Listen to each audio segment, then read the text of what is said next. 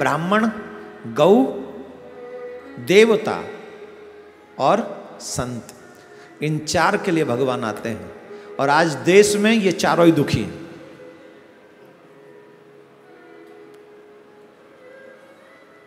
ब्राह्मण दुखी है, गौ दुखी है, संत दुखी है और देवता भी दुखी है।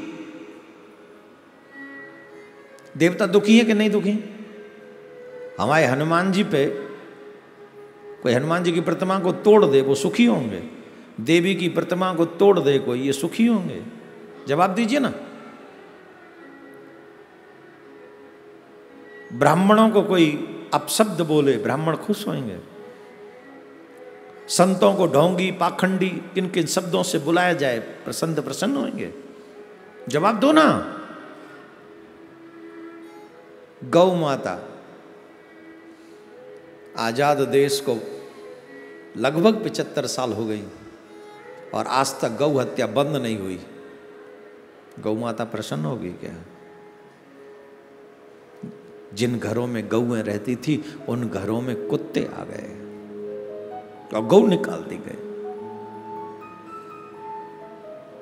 मैंने कल कहा था कुत्तों से सावधान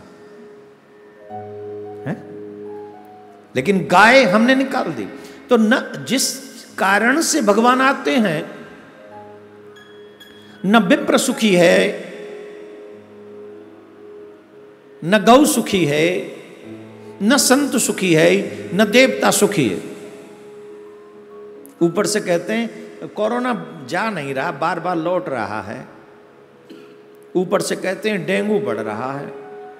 ये सब अच्छा, मैं क्यों कह रहा हूं? मैं आपको जागरूक करने के लिए इसलिए प्रयास कर रहा हूं कि आप समझें। जब जब हमारे धर्म की स्थिति ऐसी होती है जिनसे ब्राह्मण दुखी हो जाए, साधु दुखी हो जाए, गौ दुखी हो जाए, देवता दुखी हो जाए, तब तब देवी आपदा आती है। क्या आती है? देवी आपदा। केदारनाथ में क्या हुआ? वो देवी आपदा नहीं थी? किसने भेजा? वो चीन ने भेज दिया था क्या? वो देवताओं ने भेजा था। क्यों? हमें ये नहीं पता केदारनाथ कैसे जाना चाहिए। हम केदारनाथ जा रहे हैं, वहां हाथ में हाथ डाल के जाएंगे? न्यू कपल अभी अभी शादी हुई है और हाथ में हाथ डाल के कहाँ जा रहे हैं? बोले केदारनाथ। अरे तेरी केदारनाथ लायक तो तू फीलिंग है? बताइए तो सही। केदारनाथ आप वृंदावन जा रहे हो और महाराज यहां तक के फटे फटे कपड़े पहन के जा रहे हो, देवता खुश होंगे? बोलिए ना, होंगे? दुर्भाग्य से कहना पड़ रहा है कि लोग घरों से लाकर वृंदावन में भी आके पीते हैं। देवता खुश होंगे? होंगे क्या देवता खुश? हमको बताओ। तुम्हारे सनातन की तुमको रक्षा करनी है, आगे बढ़ो वीरो। भगवान के आने का प्रयोजन क्या है? विप्रधेनु सुर संत हित, लीन मनुज अवतार। ब्राह्मणों के लिए, साधुओं के लिए, गौ के लिए और देवताओं के लिए भगवान आते हैं। और एक बात बता दें, अगर गौ बच गई, अगर ब्राह्मण बच गए, अगर साधु बच गए, देवताओं की पूजा होती रही, मेरे देश को विश्व गुरु बनने से कोई नहीं रोक सकता, कोई भी नहीं।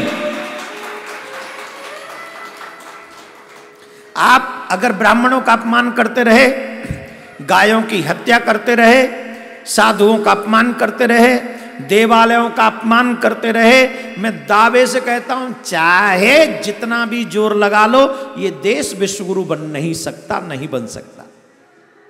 मैं लिख के दे सकता हूं, अगर ये अपराध है तो मुझे फांसी पे चढ़ा दो। अगर मैं असत्य भाषण कर रहा हूं, अगर आपको प्रिय नहीं है तो मुझे फांसी पे चढ़ा दो। लेकिन सत्य यही है, इस सत्य से आप बच नहीं सकते। या तो रामायण तुलसीदास बाबा को, मुझसे पहले तुलसीदास बाबा को चढ़ाना पड़ेगा तुम्हें फांसी पे। पहले तुलसीदास बाबा को लाओ, फिर राम जी को लाओ। राम जी से पूछो तुमने ऐसा क्यों कहा कि तुम्हारे आने का यही कारण है, पूछो राम जी से। और फिर देवकी नंदन को पकड़ लेना। तुलसीदास जी को चढ़ाओ, फिर राम जी को पकड़ो और मुझे चढ़ाओ, नो प्रॉब्लम। लेकिन सत्य यही है,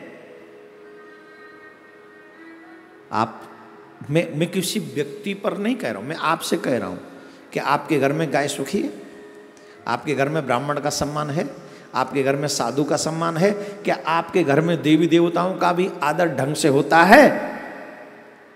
ये हम सब घरों की बात कर रहे हैं भाई। हाँ, देश में गौ हत्या हो रही है, इसको कहना पड़ेगा, मैं से भाग नहीं सकता। माफ करना भाई, क्षमा करना, मैं झूठ नहीं बोल सकता ना यहां से बैठ के। आज भी देश में गौ हत्या हो रही है, हाँ या ना? हो रही है ना? गौ हत्या बंद तो नहीं है, तो बोलना ही पड़ेगा।